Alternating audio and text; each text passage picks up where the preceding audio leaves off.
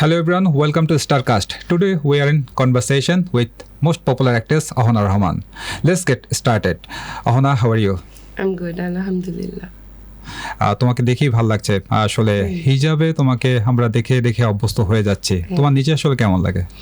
আপনাদের কাছে কেমন লাগছে? আমাদের কাছে তো ভালোই লাগে। তাহলে চিন্তা করেন, যদি নর্মাল মানুষদের কাছে ভালো লাগে, আমার কাছে তো অদ্ভুত লাগে তাহলে।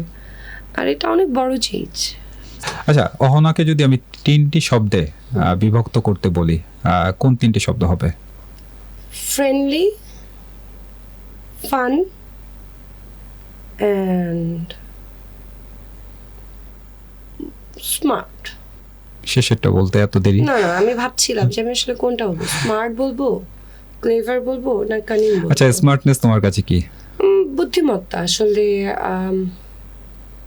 কোন জায়গায় কোন কথা বলা উচিত বা কার সাথে আছি সব কিছুই আসলে স্মার্টনেস পোশাক আশাক না, আমি মেন্টালিটির কথা বলছি। সো তোমার মানে হ্যাঁ, এটা নিয়ে একটু যাই। মানে সেটা হচ্ছে যে সারাউন্ডিং যে এনভায়রনমেন্ট আমরা বলি যে কাজে আছো, শুটিং ইউনিট বা পরিবার সব কিছু মিলে যখন আশেপাশের মানুষগুলো দেখো কেউ তোমার ব্যাপারে কথা বলছে নেগেটিভ ওয়েতে, তখন তাদের জায়গায় কি তুমি কি বলবে যে তারা কি স্মার্ট না? আমি একটা কথা বলি, 10টা মানুষ 100টা কথা বলবে, একটাও কানে নেওয়া যাবে না।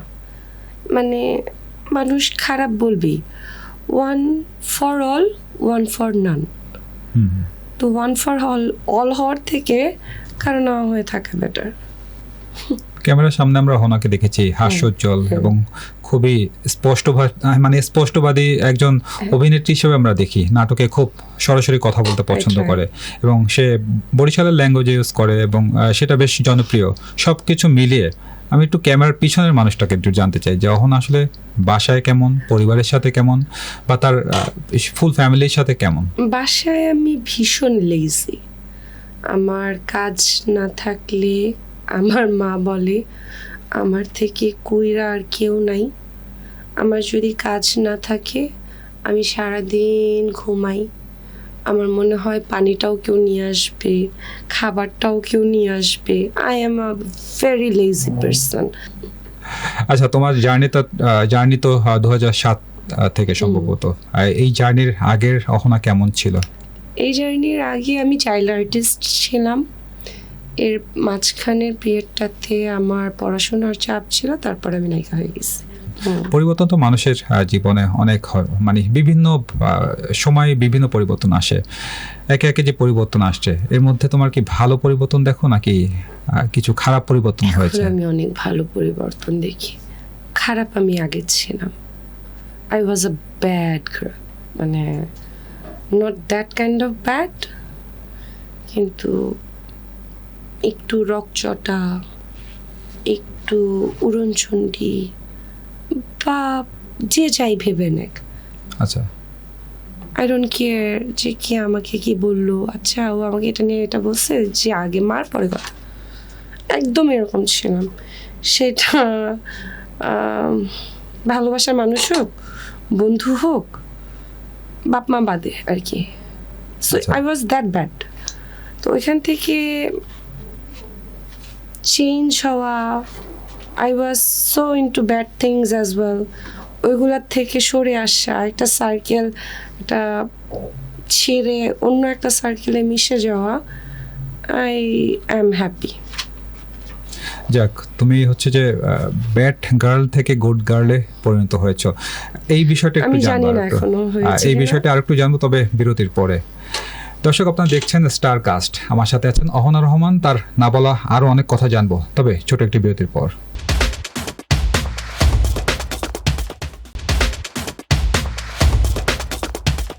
দর্শক, আরেকবার স্বাগত জানাচ্ছি বিজয় টিভির পর্দায়। আপনারা দেখছেন স্টার কাস্ট এবং আমার সাথে আছেন জনপ্রিয় অভিনেত্রী অহনা রহমান। অহনা, তোমার সাথে কথা হচ্ছিল বিরতি যাওয়ার আগে যে ব্যাড গার্ল থেকে গুড গার্ল হওয়ার যে স্টোরিটা, আমার একটু জানা আছে যে কেউ তোমাকে ইন্সপায়ার করেছিল, মানে এই নিজের এই পরিবর্তনের ক্ষেত্রে? না, কেউ একজন আছে? না, এরকম কিছু হয় নাই। আমার কাছে মনে হয়েছিল পাপটা বোধহয় একটু বেশি হয়ে যাচ্ছে, পাপটা একটু কম করা উচিত। সো যেগুলো কেটে ফেলা যেত, আচ্ছা, আমি চেষ্টা করেছি। এবং মানুষ তো আসলে চাইলেই হুট করে ব্যাড গার্ল থেকে গুড গার্ল সম্ভব না। সো আমাকে মানে দেখি এখন এতটুকু 2 বছরের উপরে হয়েছে, এই পর্যন্ত আছি, দেখি আল্লাহ তো রাখলে সামনে হয়তো এর থেকে ভালোভাবে মরতে পারবো। অ্যাটলিস্ট ওই অবস্থায় যে মারা যায়নি, আই এম হ্যাপি এটার জন্য। আচ্ছা, কেরিয়ারে কোনো টার্নিং পয়েন্ট আছে তোমার যেটা তোমাকে পরিবর্তন করেছে কিছুটা? না, আমার আসলে ইন্টারেস্টিং, আমার ক্যারিয়ারটা খুবই ইন্টারেস্টিং। আমি ফার্স্টে ছিলাম শিশু শিল্পী, এরপরে আমি হলাম সিনেমার নায়িকা, এরপরে আমি ছিলাম মডেল, এরপরে আমি গেলাম টিভি নাটকে, এরপরে বাংলাদেশের প্রথম ওটিটি প্ল্যাটফর্মে করলাম। কিন্তু সামহাও সব কাজের পরে আমাকে শুধু ছোট পর্দাটা টানে। মানে আমার কাছে মনে হয় আমি কমফোর্ট জোনের থেকে এখন যেটা মনে হয় এই সময় এসেছে, না আমার একটা দায়িত্বের জায়গা হয়ে গেছে। আমি অনেক বিগ বাজেটে অনেক সুন্দর গল্প তো দিতে পারতেছি না এই মুহূর্তে, যেহেতু আমি ফিল্মও করবো এরকম কোনো কথা বলি নাই, ইচ্ছা নাই আমার এখন। মানে আমার ইচ্ছা নাই, আমাকে মানাবে না, এটাও একটা ফ্যাক্ট আমার কাছে মনে হয়। মানে তুমি নিজেকে সিনেমা ম্যাটেরিয়ালটা মনে করছো না? আমি তো আগাগোড়া সবসময় বলছি আমি ফিল্ম ম্যাটেরিয়াল না, মানে নায়িকা সুলভ ওই ব্যাপারটা আমার মধ্যে নাই, মানে আর এখন তো আরও নেই। সো ফিল্ম না, বাট অল্প বাজেটের মধ্যে দর্শকদের কিছু গল্প শোনাতে পারি, অনেক পুরুষদের ভিতরে কিছু নারীদের গল্প বলতে পারি, এটা আমার জন্য একটা অ্যাচিভমেন্ট। অভিনয়ের সব থেকে কঠিন সময় তোমার কবে ছিল, কত বছর আগে? কোভিডের অ্যাকচুয়ালি না, কঠিন সময় গিয়েছে আমার 2021 থেকে আমি দেখা স্টার্ট করলাম। অ্যাকচুয়ালি কি হচ্ছে 2021 থেকে 2026, ইটস বিং 5 ইয়ার্স। তুমি যদি অভিনয় থেকে মানে ওই টাইমে বের হয়ে যেতে? আমি বের হয়ে গিয়েছি 21-এর শেষে আবার কাজ করেছি, কিন্তু আমি তার 3 বছর আগ পর্যন্ত কাজ করিনি। কোভিড, আর বাবা মার বয়স হচ্ছে, হয়তো তাদের ইমিউনিটি সিস্টেম ঠিক না, আমি জানি না, আমি শুটিং করতাম না, তো ওইটার জন্য পার্সোনাল কারণে ওই সব কিছু মিলিয়ে আমি আসলে গ্যাপ নিয়েছি। গ্যাপ নিয়ে যখন 2021-এর শেষে আবার কাজ স্টার্ট করলাম, তখন আমার জন্য মনে হয়েছে ইটস কোয়াইট টাফ ম্যান। মানে ওই সময় যদি বের হয়ে যেতে আসলে কি করতে? আছে না অনেক, জানি না, বিজনেস আমার আসলে বিজনেস মাইন্ড। সব থেকে মানে বাজে অভিজ্ঞতা কি ছিল? রিলেশনশিপ, আর কিছু না। সব থেকে বাজে অভিজ্ঞতা লাইফে ভালোবাসার ছিল। আমার লাইফে আর কোনো বাজে অভিজ্ঞতা নেই, কোনো অভিজ্ঞতা নেই। যা আছে সব ভালো, ফ্যামিলি ভালো, পড়াশোনা ভালো, আমার বন্ধু সিলেকশন ভালো, আমি কার সাথে মিশবো না মিশবো সেটা ভালো।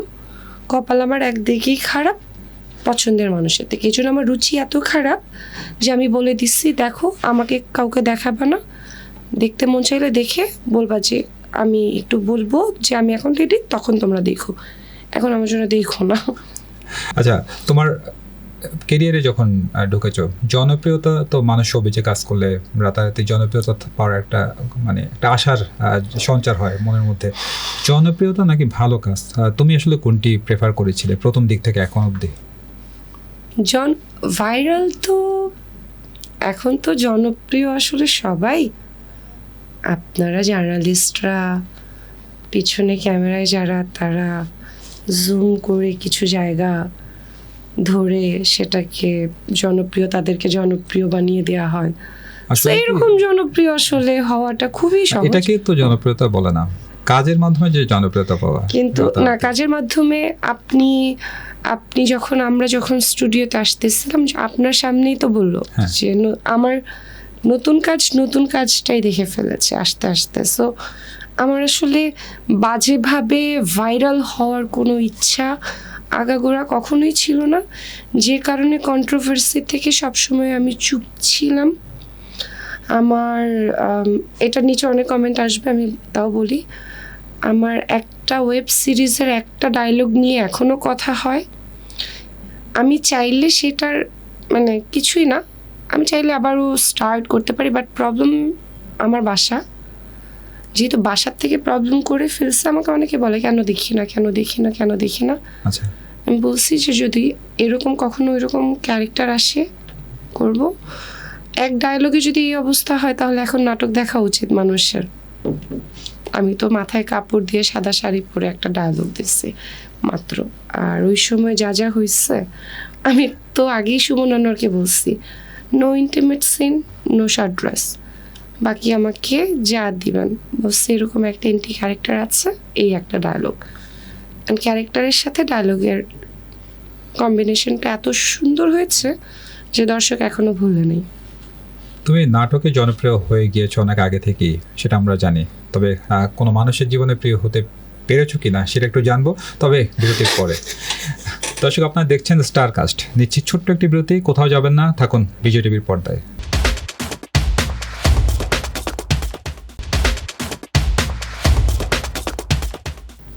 দর্শক, আরেকবার স্বাগত জানাচ্ছি বিজয় টিভির পর্দায়। আপনারা দেখছেন স্টার কাস্ট এবং আমার সাথে আছেন জনপ্রিয় অভিনেত্রী অহনা রহমান।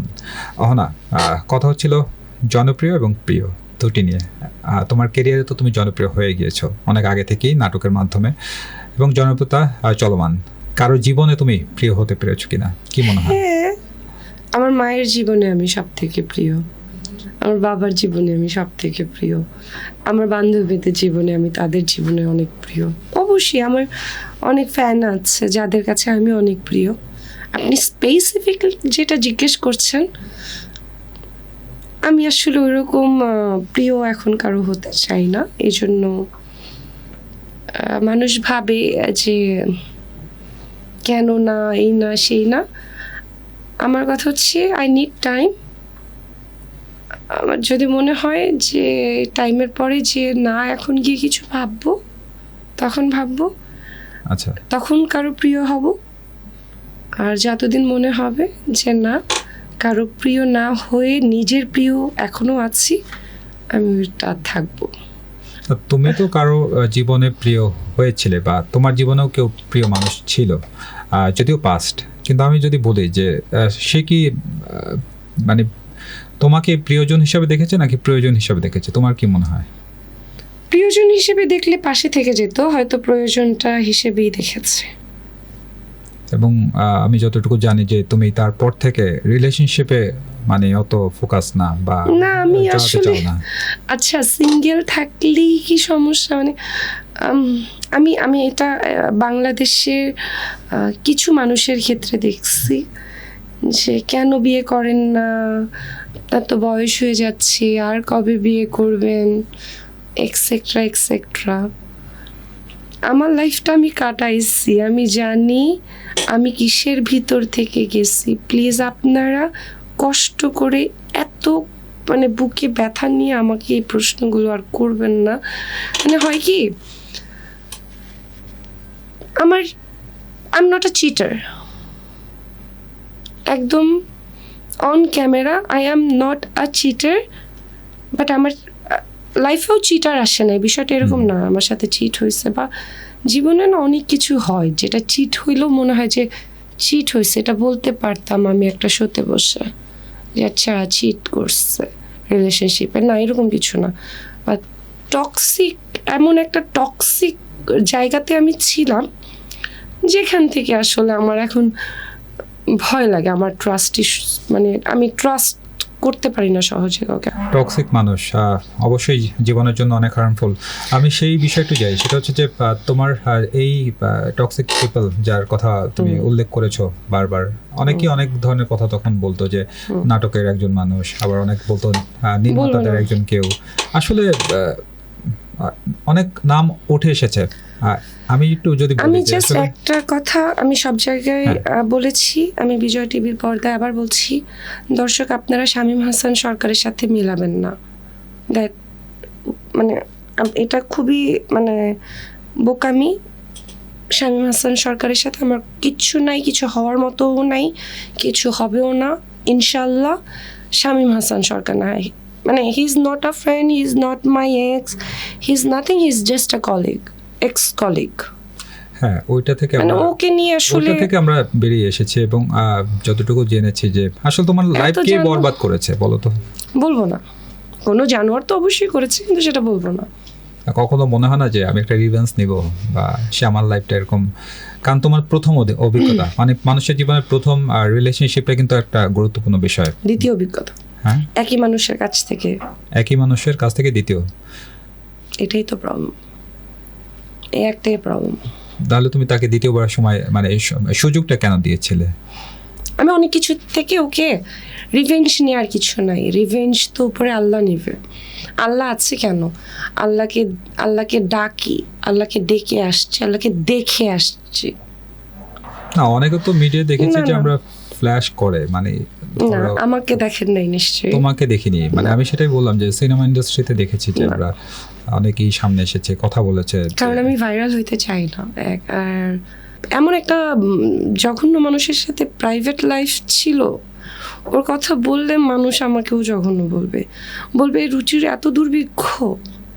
সত্যি। কিন্তু অনেকে তো মানে হয়তো আমরা সবাই অনেকে জেনে গেছি যে আসলে মানুষটার নাম, সেক্ষেত্রে আসলে কি বলবো? বলা কিচ্ছু বলবো না আমি সেই ক্ষেত্রে বলবো ওয়েট ফর দ্য রেজাল্ট। আল্লাহ আছে, আল্লাহ একদম নিজ হাতে ধ্বংস করবে। কত মানুষের ধ্বংস দেখছি, এটা তো গেল যে আমার লাইফ নষ্ট করছে।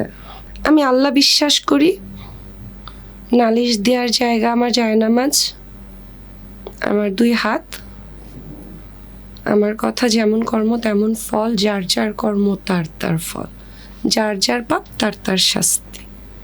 আমার কিচ্ছু করা লাগে নাই। আমার একটা জিনিস একটু জানার আছে, যে সেটা হচ্ছে যে অহনা কবে বিয়ে করবে? যেহেতু অভিজ্ঞতা এরকম, এতক্ষণ ধরে প্রেম নিয়ে podcast মানে করে। না প্রেম করেই বিয়ে করবে নেক্সট টাইম, নাকি আমার রুচি খারাপ আমি জানি না, আবার প্রেমে পড়ার সম্ভাবনা আছে?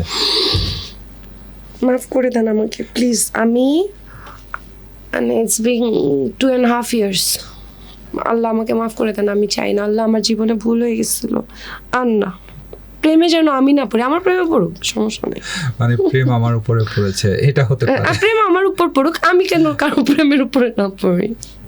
আচ্ছা, তোমার জীবনে একটি না বলা কথা দিয়ে শেষ করব, সেটা হচ্ছে যে তুমি দর্শকদের কাছে আজকে বলতে চাও কোনো না বলা কথা আছে যেটা আমরা কেউ জানি না, কখনোই বলা হয়নি? I am open book. আপনারা সবাই আমাকে যারা দেখেন তারা হয়তো জানেন,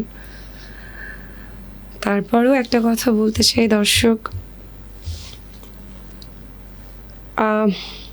ভুল আপনি আমি আমরা সবাই কম বেশি করি, কিন্তু ভুল করার পর যখন আমরা সেটা রিয়ালাইজ করি এবং রিয়ালাইজ করার পরে যখন আমরা সেটার জন্য মাফ চাই, আমার মনে হয় না সেখানে কেউ ছোট হয়ে যায়। সো ভুল করতে থাকেন আর মাফও চাইতে থাকেন, কারণ মাফ করার মালিক আল্লাহ। আর আপনাকে যদি কেউ বলে যে আরে তোমাকে দিয়ে কিছু হবে না, তুমি তো শেষ, তোমার জীবনে আর কিচ্ছু নাই, এগুলো একদম নেবেন না। যারা বলে আসলে তাদের জীবনে কিছু নাই, তারা লেম, তারা নিজেরা ভালো নাই, তারা আপনাকে ভালো থাকতে দেবে না, আমাকে ভালো থাকতে দিবে না, আমাদেরকে ভালো থাকতে দিবে না। সব কিছুর পরে আসলে ভালো থাকার জন্যই বেঁচে থাকা, দিন শেষে ভালো থাকার জন্যই এত লড়াই। আমার জন্য দোয়া করবেন, ইনশাল্লাহ আপনাদের সাথে খুব তাড়াতাড়ি আমার নতুন আর এক পরিচয়ে দেখা হবে। Thank you. খুব সুন্দর কথা বলেছো, আসলে তোমার কথাগুলো আমি খুব মনোযোগ দিয়ে শুনছিলাম যে না সত্যি, মানে আপনি পাপ হয়েই যায়, ভুল হয়েই যায়। মানে ধরেন এখন আমি একটা কথা বললাম, এই যে ক্যামেরার সামনে বসা, এটাও পাপ, অনেকের চোখে পাপ, অনেকের চোখে পাপ না। কিন্তু ইনার সাইডে আপনি কি ফিল করতেছেন? আপনি কি ভাবতেছেন যে না এটা আমার পাপ হচ্ছে? যদি তাই ইনার সাইড ফিলিংস যদি আপনাকে বলে, আপনি মাফ চান না, যার সাথে করেছেন তার কাছে চান। কিন্তু আপনাকে অন্যরা এসে যদি বলে যে এটা কিন্তু পাপ, রাশেদ এটা করা যাবে না, এটা পাপ, এটা পাপ, এটা পাপ, পাপ পুণ্যের মালিকের বিচার আল্লাহ, একমাত্র আল্লাহ, এবং রিভেঞ্জ সেটার মালিক আল্লাহ। যাক, অহনা, তোমার জন্য শুভকামনা রইল, এবং তোমার যেহেতু পাপ থেকে পুণ্যের দিকে নিজেকে টার্ন করেছো এবং সামনের দিকে এগিয়ে যাওয়ার যে নতুন একটা জার্নি শুরু করেছো, তার জন্য শুভকামনা রইল। Thank you. দর্শক, আপনারা দেখছিলেন স্টারকাস্ট। আজ আমার সাথে ছিলেন জনপ্রিয় অভিনেত্রী অহনা রহমান।